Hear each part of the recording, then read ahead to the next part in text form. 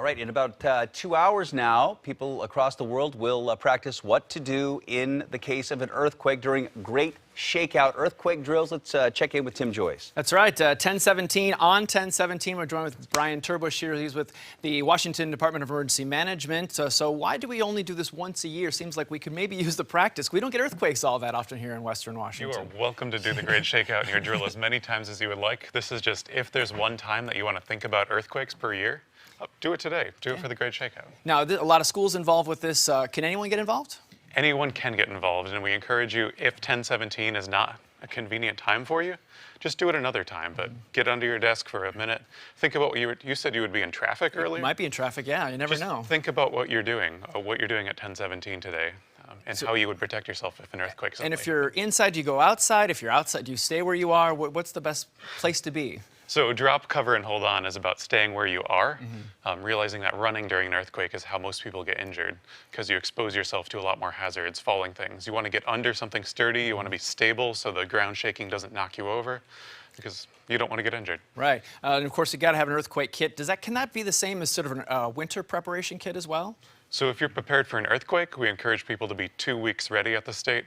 If you're prepared for that, you're prepared for any long-term power outage. If we have another snowmageddon this year, you'll be ready. Now, well, what do we got in this earthquake preparedness kit? I already see you got a backpack because you're going to be on the go, warm weather stuff, but some snacks. A life straw always pretty important for fresh water. What else is on the table here?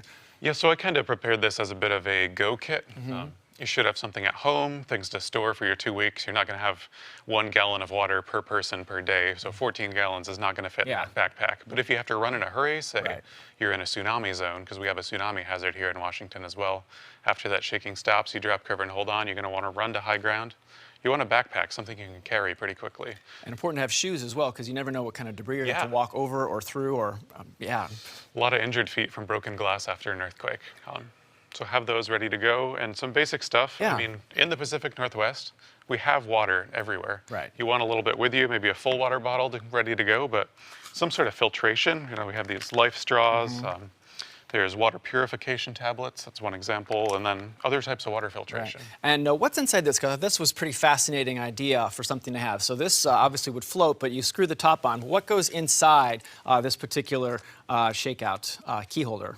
So it's a waterproof container. So anything you put in there is waterproof. Again, Pacific Northwest, we have a lot of water everywhere we go. We're seeing some later. Cash always important to have on hand. I would suggest getting your medical records, your insurance information, take photos of them, put them on a USB drive, and put it in there so it's ready to go.